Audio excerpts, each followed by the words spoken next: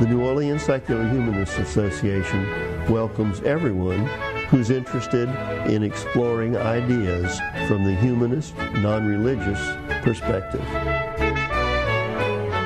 For me, secular humanism is a philosophy for living and learning. Secular humanists use science and reason to understand the universe and solve human problems. As a non-religious person, I cannot accept supernatural answers to life's questions. Secular humanists confine their search for the truth to the natural world. Some of my highest goals in life are expressed in human secularism: to enjoy life in the here and now, and to strive for moral excellence. We believe in striving for the best and noblest that is possible in human beings. These viewpoints reflect our philosophy, which applies to all aspects of our lives. Each of our programs will try to apply reason to various interesting topics and show how this approach differs from the dogma of non-humanist thinking.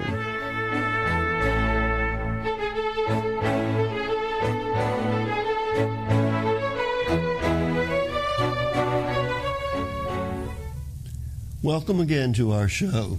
I'm Harry Greenberger. I'm president of the New Orleans Secular Humanist Association, which we reduced to NOHP, and also the host of this program.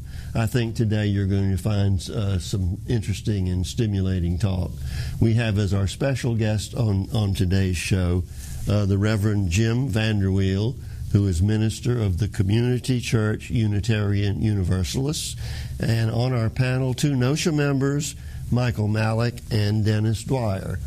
It may seem a little odd to some of you that our secular program would invite a minister to meet with us, but we and Jim Vanderweel and the Unitarians in general have a great deal in common, and we find it important to support each other wherever we can. The topic that we're going to talk about this morning, by the choice of Jim Vanderweel, has to do with our early colonial and revolutionary days, and two of the large figures in that time, one of whom being Paine, and the other one being Thomas Jefferson. So we're going to start, and we're going to talk a little bit about Thomas Paine's The Age of Reason. And just before, Jim, before I let you start, I just want to read one line from the letter that Thomas Paine wrote in submitting his document, The Age of Reason, and he says, "The most formidable weapon against errors of every kind is reason. I have never used any other, and I trust I never will." Now, Jim, carry on. Well, thank you, Harry. It's been one of my concerns recently that oftentimes in discussion, particularly discussion that is closed into certain religious sentiments, there is a thought that the leaders of our country at the time of the establishment of our country were not progressive, reasoned people, and that it has been extended recently, and I've heard a number of times the sentiment that we as a country were established as a primarily Christian country. And that is, I believe, an incomplete, if not inaccurate, statement. And there's been quite a bit of discussion about Thomas Jefferson and the Virginia statute that led to the separation of church and state, the Virginia statute for religious freedom. And I'm somewhat familiar with Jefferson. I spent some time in Charlottesville, Virginia, and have been to Monticello and seen his library, and I know that he was a very well-read individual. But it strikes me that Thomas Paine, who wrote Common Sense and then The Age of Reason, which is still available.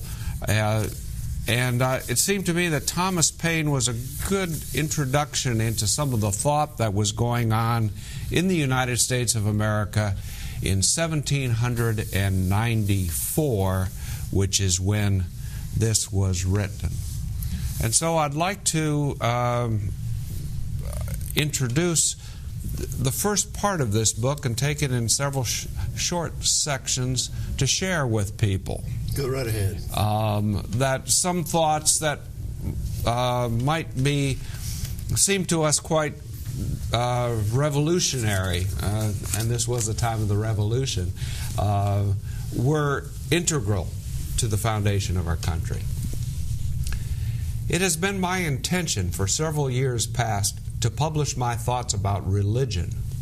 I am well aware of the difficulties that attend the subject, and from that consideration had reserved it to a more advanced period of my life. I intend it to be the last offering I should make to my fellow citizens of all nations, and that at a time when the purity of the motive that induced me to it could not admit of a question, even by those who might disapprove of the work. The circumstance that has now taken place in France of the total abolition of the whole national order of priesthood and of everything appertaining to compulsive systems of religion and compulsive articles of faith has not only precipitated my intention, but rendered a work of this kind exceedingly necessary, lest in the general wreck of superstition, of false systems of government and false theology, we lose sight of morality, of humanity, and of the theology that is true. And so it seems to me like in this paragraph alone we have a bit of an introduction, and this is part first of The Age of Reason, right at the beginning, an introduction and setting the context. And I just wonder, if we have any other thoughts about the move of the Enlightenment in Europe and how that centered in and helped us establish our country. No, but in what you just quoted, and I assume that there's more information on that, but where he says the theology which is true, which theology is that? Well, he will get into that a little bit. I suspect in the very next section, he will talk about what is true theology for him, which is a little bit different than some of the compulsive articles of faith and compulsive systems of religion, certainly. Okay. Any other comments about? He's talking about the French Revolution, obviously, and that's very interesting. I'm sorry I have never read